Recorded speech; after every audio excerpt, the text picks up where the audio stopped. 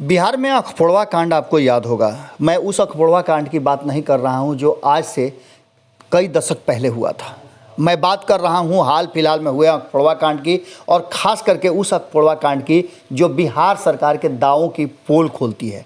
खास करके अगर बात की जाए तो स्वास्थ्य महकमा जो है वो पूरी तरह से नीतीश कुमार के लिए आँख की किरकिरी, और कहा जाए तो उनके लिए परेशानी का कारण बनता जा रहा है। आपको बता दें कि चाहे चमकी बुखार हो या फिर अन्य तरह की समस्याएं, अस्पताल और अस्पताल प्रशासन पूरी तरह से हाथ खड़े कर देता है और स्वास्थ्य मंत्री के सारे दावे ध्वस्त हो जाते हैं। कोरोना काल में भी आपने देखा कि नीतीश कुमार खुद अलर्ट रहते हुए कोरोना के को लेकर के कई लोगों की मृत्यु हो गई, और ख़ास करके नीतीश कुमार के सरकार के मंत्री रहे कई नेताओं की मौत के बाद भी जब इन सारी चीज़ों को लेकर के स्वास्थ्य विभाग पर कोई भी बात होती है तो सीधे तौर पे अपना पल्ला झाड़ देते हैं स्वास्थ्य मंत्री, और कहते हैं कि वो बेहतर काम कर रहे हैं, जो सुविधाएं उनके पास उपलब्ध है उसके अनुसार वो काम कर रहे हैं। एक बार फिर से पटना के जो उनका प्रधान कार्यालय है उसमें सहयोग कार्यक्रम आप जानते हैं कि लगातार आयोजित किया जा रहा है और लोगों की समस्याएं सुनी जा रही हैं। उसके बाद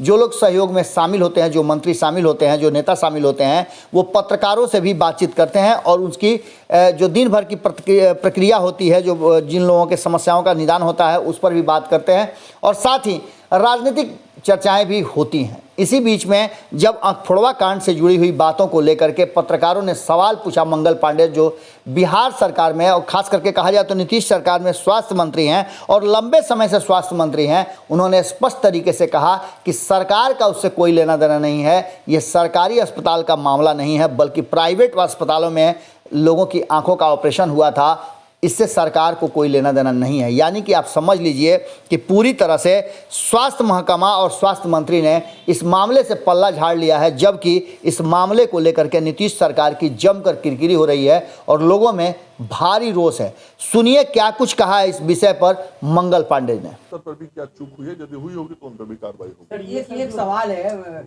मुजफ्फरपुर मामले में आई कैंप मामले में देखा जाए तो उस मामले में हुआ क्या है कि कई डॉक्टरों को क्लीन चिट दे दी गई है जबकि उन पर एफआईआर है। तो क्या स्वास्थ्य विभाग उन्हें दोषी मानती है? पहले तो ये समझना होगा कि जो अस्पताल में ऑपरेशन हुआ वो प्राइवेट अस्पताल है, सरकारी अस्पताल, और वो सरकारी चिकित्सक नहीं। दूसरा, जैसे ही घटना के बारे में जानकारी हुई उसके बाद एफआईआर किया गया, अस्पताल को सील किया गया और वहां से सैंपल्स लिए गए, स्वैब के, फ्लूइड के सैंपल्स लिए गए और 4 सदस्यीय टीम बनाई गई। 4 सदस्यीय टीम ने वो सारा सैंपल लिया और माइक्रोबायोलॉजी डिपार्टमेंट में उसका टेस्ट होता है।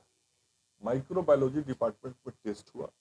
टेस्ट होने के बाद जो रिपोर्ट कल आई और जो चिकित्सकों ने मुझे बताया, मैं चिकित्सक नहीं हूँ इसलिए तकनीकी चीज़ों का बहुत विस्तार से मैं चर्चा नहीं कर सकता, लेकिन जितनी जानकारी चिकित्सकों ने मुझे दी उसके अनुसार जो माइक्रोबायोलॉजी डिपार्टमेंट में जांच हुआ उसमें जो इक्विपमेंट्स वगैरह या ट्रे वगैरह जिसमें उपकरण लाए जाते हैं, जिसका उपयोग किया गया था, उसमें बैक्टीरियल इन्फेक्शन पाया गया है। और उन लोगों का कहना था कि ऐसा जो काम करने वाले लोग होते हैं वो पैरामेडिक स्टाफ्स होते हैं, जो सपोर्टिंग स्टाफ्स होते हैं, उनके स्तर पर ये गलती हुई है।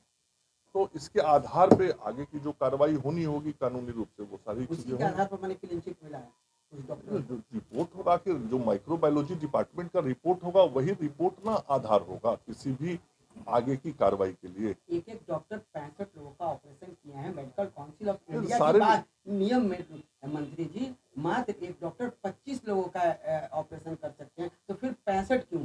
जितने नियमों की आप जानकारी दे रहे हैं, जो चिकित्सकों का जांच दल बना है, निश्चित रूप से चिकित्सक जो हैं उन सारे नियम कानून के आलोक में ही आगे की कार्रवाई के संबंध में अपना मंतव्य देंगे। और दोषी जो होंगे और उसको क्लीन चिट दिया जाएगा तो फिर विभाग कार्रवाई करेगा। फिर आप समझने की कोशिश कीजिए कि माइक्रोबायोलॉजी डिपार्टमेंट में वहां के सैंपल्स गए, तो जो उस लेबोरेटरी से जांच रिपोर्ट आएगा उसी के आधार पर ना आगे कार्रवाई होगी, वो होगा। और जो डॉक्टर 25 से ज्यादा जो ऑपरेशन कर, जो भी नियम है उस नियम के तहत जो दोषी होगा वो नहीं बचेगा। अगर ये वीडियो पसंद आई और वह बिहार के राजनीति और बिहारियत से सरोकार रखेनी तो सब्सक्राइब बटन दबा के चैनल के सब्सक्राइब कर ली। ओजे एगो घंटी बा, ओकरा बटन दबा देला से कुल सटीक और मारक खबर रुआ मुफ्त में मिल जाई।